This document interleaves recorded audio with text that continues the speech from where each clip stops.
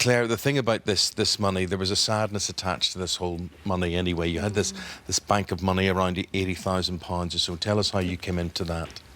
Yeah, no, it was the inheritance from my father. He passed away in March 2015. Yeah. So it was mine and the baby's future, to be honest with you. It was our home, it was peace of mind. So you were looking forward to life with your new baby and and not have to worry. We could get a new home. Yeah. So tell us what happened. You got this text from your bank. Had you had a text from your bank before? Yes, the actual fraudulent text message came through on a thread of genuine Santander text messages. So, being in a bit of a rush that day, I quickly skim-read it. What did it say? There's been some suspicious activity on your account. Do you recognise? Do you recognise this? The spending pattern. Yeah. Did you spend money here? Yeah, exactly. Yeah. Call this number. So I clicked the number, called through. The call went on for about half an hour. And who did you speak to? What kind of things were they asking you? He said, not to panic, we'll get this sorted. We'll send you a new debit card within 3 working days. I built a rapport with the chap on the phone. But then a little alarm bell went off, and Claire was in her car at this particular time, and she thought, right, you know what, I'm going to phone the bank. She had another number. She phones the bank, and at the same time she goes online on her phone. What did you see when you were talking to the bank and looking online at the same time? What could you see? Well, as I say, I did something that didn't feel right. I called the bank, and I was on hold to the bank at the same time as looking at the app. So as I'm looking at the app, the transactions are being debited from my account. I'm watching the crime in process. It was the longest 5 minutes of my life. And you're watching money just fritter out of your account, just disappear. Waiting for them to pick up the phone. I was screaming at the phone. It was horrific. Harry, what has happened to Claire? I mean, she's described it. She's not a stupid person. She was taken in by this. It was very sophisticated, very, very clever. What actually happened? What went wrong? Well, the jargon for this is smishing. It's the new version of phishing, which is when you get the, you know, we've known for the last decade or so, you get these scam emails claiming to be from a Nigerian businessman, and we've all wise to that that's clearly phony. This is so sophisticated.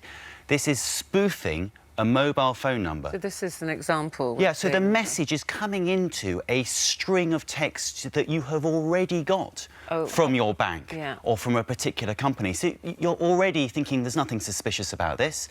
It's then, and then worse, it's, oh, something suspicious has gone on. Are you happy with this? And you think, oh, I'm going to be safe. I'm going to check it's all fine. So you click on the number. Yeah. And that's when the trouble starts. And it's always when you're in a rush. I mean, I had one, Claire, very similar to you, which was actually an email. And I can't remember what it might have been, my PayPal account or something, saying, oh, there's been some, unusual spending on your PayPal at this company. If this wasn't you, click here. And I thought, I didn't spend that. And again, like you, I was rushing. I literally had my finger hovering, and then something stopped me doing it. In short, we can't do right for doing wrong. So what do we do? Claire thinks, right, this is official, it's from Santander, I'm going to do what's requested from it, all seems above board. Yeah, what should she have done? Can we be protected? Well, alarm bells shouldn't necessarily have rung when you got the text, because I think it's completely understandable. You think that's legitimate and you call the number. If you are very safe, you should always call the number on the back of your credit or debit card. All banks supply that telephone number, the official number, or on the website.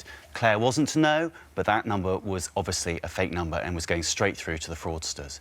And then the second alarm bell should have rung, and again, because you're thinking you're talking to a bank, why would it? They then ask for her password.